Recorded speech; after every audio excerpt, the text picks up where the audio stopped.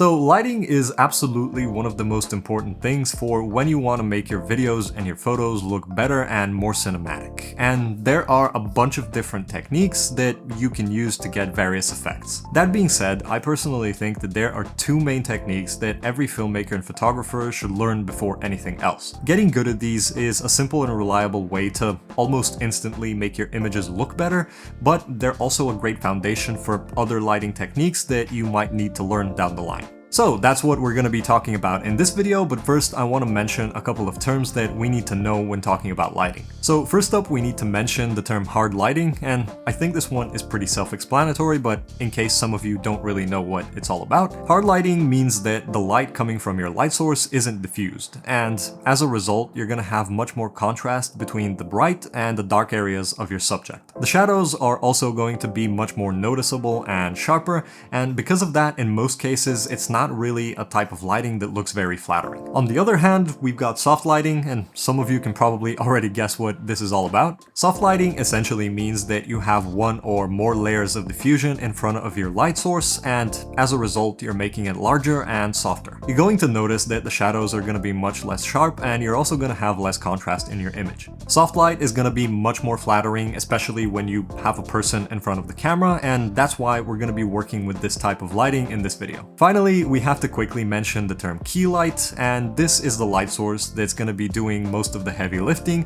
and it's going to be giving us the majority of the light in our scene. So the first lighting technique we're talking about is the standard key lighting setup, and this is usually used for stuff like talking head segments like in this video, or if you're interviewing someone, or for whenever you have a person in front of the camera in general. For this, you're going to place your key light at an angle between 25 and 45 degrees from your subject, and doing it this way is going to give you a gradient from light to shadow, and it's going to make the light wrap around your subject in a very flattering way. You also want it to be raised a little bit above your subject and pointed down at them, and that way you're kind of shaping the light and you're creating this nice shadow under the jawline that gives the face structure. Keep in mind that for this setup, the person that you're filming with is going to be facing directly towards the camera, and there's a reason why I'm mentioning this, and you'll see why in a second. So at around 25 degrees, the light gradient is going to be a lot smoother and not as noticeable, and it's a pretty safe way to light a shot without having to worry that the shadows are going to be way too overly dramatic.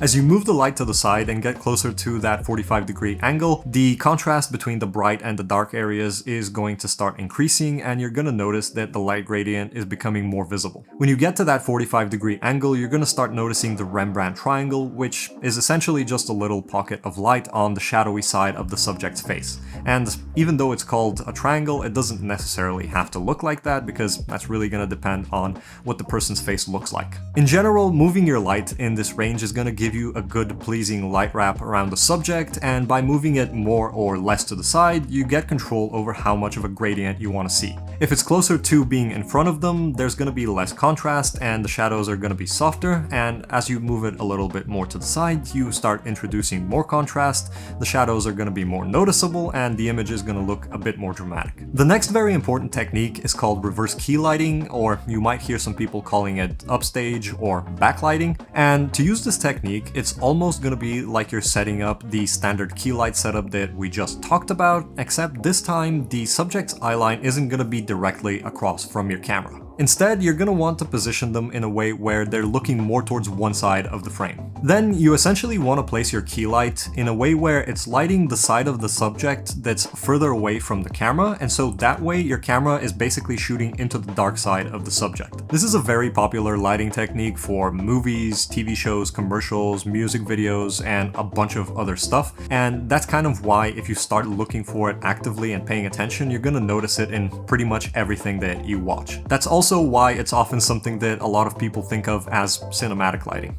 It gives you a backlight on your subject that creates depth and builds up the mood in your shot, and it also creates contrast and gives shape to the subject's face, giving you that nice cinematic look. So if you're able to understand and practice these two techniques, you're going to be surprised how quickly your images start improving. Plus, like I said at the start of the video, these two techniques are a great foundation for a bunch of other lighting techniques that you can pick up down the line. Hopefully you found this video useful and you were able to learn something new. If you've got any questions, make sure to drop them in the comments below and I'll try to get back to you as quickly as I can. As always, thank you so much for watching until the end, and I'll see you in the next one.